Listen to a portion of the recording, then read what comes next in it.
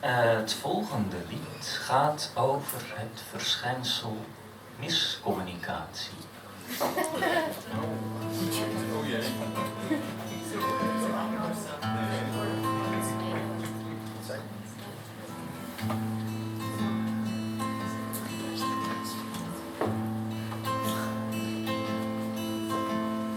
Jij zei haat, hij zei liefde, jij zei dat is hetzelfde.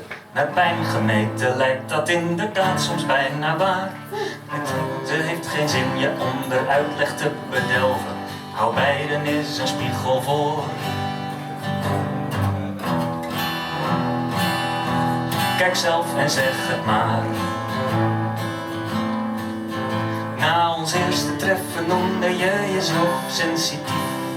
Later zei je niet te willen spelen met gevoelens. Gevoelens bij mezelf en anderen begrijpen is mij lief. Achteraf lek jij met spelen. Alle omgang te bedoelen.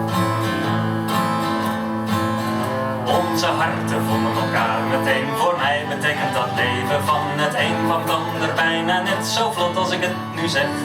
Maar om intense gevoelens lek jij vervolgens niet te geven. Je schrijft soms over je eigen hart. Als zat het maar in de weg.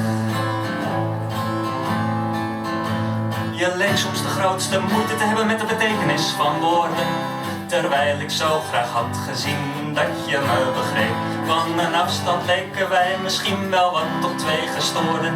Elk nieuw gesprek een scheepsdek. Met nog meer groene zeep.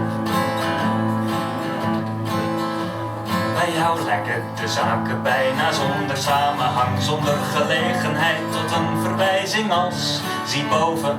Maar als je hierop antwoordt, je begrijpt er weinig van. Zit er voor mij weinig anders op dan dat maar te geloven.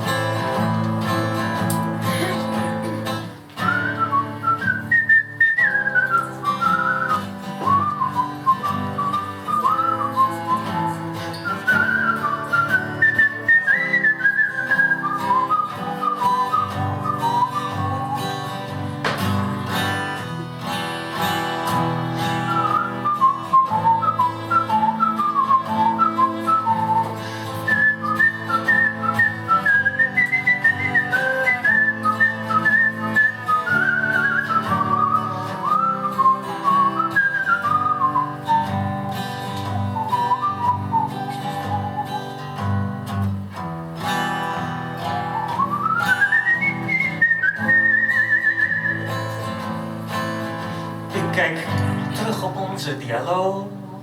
Zie daar niets in wat gewoon is.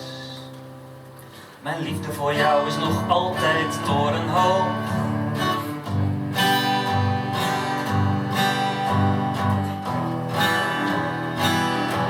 Maar wel wat Babylonisch.